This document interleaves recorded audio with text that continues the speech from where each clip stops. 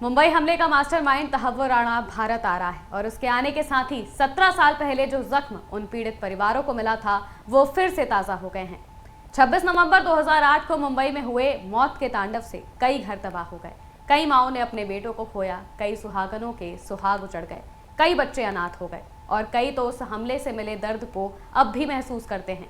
ऐसे ही पीड़ितों में एक सुनीता भी हैं जो कि वाराणसी की हैं और हमले के वक्त वो मुंबई के रेलवे स्टेशन पर अपनी ट्रेन का इंतजार कर रही थी। सुनीता बताती है कि वो गुजरात से मुंबई के रास्ते अपने घर गाजीपुर के लिए निकली थी और सीएसटी स्टेशन पर अपनी ट्रेन का इंतजार कर रही थी, लेकिन तभी सरहद पार से आए मानवता के दुश्मनों ने ताबड़तोड़ गोलियों की बौछार कर दी। अचानक स्टेशन पर गूंजने वाली यात्रियों की चहल पहल चीख पुकार में बदल गई। इससे पहले कि सुनीता कुछ समझ पाती, AK-47 की एक गोली उनके पति के सिर में जा लगी और वो अपनी 3 महीने की बेटी को लेकर बेहोश हो गई। इस हमले में उन्होंने अपने पति को खो दिया। उनकी 3 महीने की बेटी के सिर में एक 7 mm का कांच चला गया जो कि आज भी मौजूद है और इसके इलाज के लिए वो सरकार से लगातार मदद की गुहार भी लगा रही हैं। सुनिए पीड़ित सुनीता ने और क्या बताया। ये उसमें शायद ये ट्रेन थी 12:05 की थी, कितने की थी। अभी हम लोग मतलब जैसे कि वही खा पी के थोड़ा सा मतलब सब कोई बैठे थे, मतलब कि अब ट्रेन आने ही वाली थी 11:15 बजे की लगभग शायद। तब तक मतलब एकाएक फायरिंग होने लगी। हम लोग को पता ही नहीं चला क्या हो रहा क्या नहीं हो रहा है। फिर इसके बाद फिर एकाएक पूरा जैसे कि वो ग्रेनाइट मतलब होने लगा पूरा, हम लोग का शरीर पूरा चुभने लगा। तो हम लोग सोचे कि कोई पटाखा फूट रहा है, चुभने लगा पूरा और सब कोई भागने लगा, भगदड़ मच गई। फिर इसके बाद हम अपनी बच्ची को लेकर हम भागने लगे। हस्बैंड सोए थे बेचारे वो, अब उनको AK-47 लग गया।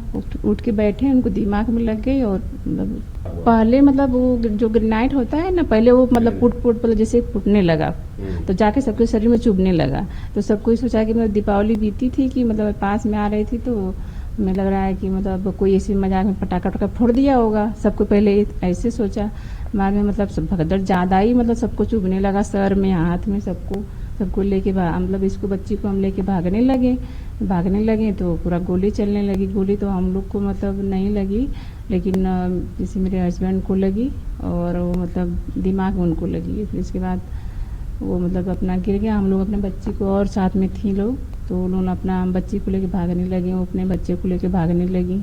हम लोग को समझ में आया था मतलब क्या हो रहा है।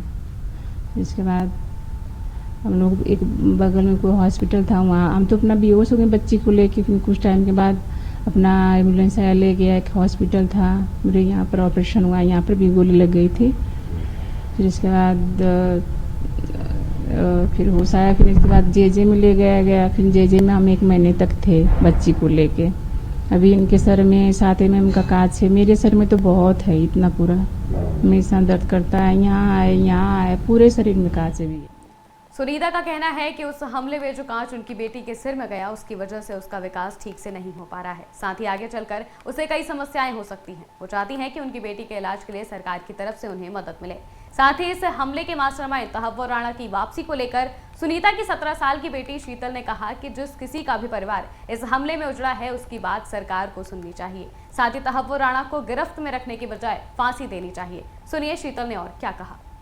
सर, ये इतनी सरकार से अपील है कि जो टीवी पे दिखाया जा रही है, जो कनाडा से आया पढ़ के आ रहा है, उसको मतलब खिलाया ना जाए, मतलब कि मतलब रखा नहीं जाए, उसको सरकार के पकड़ में रखा ना जाए, मतलब उसको जल्दी से जल्दी ख़त्म कर दिया जाए।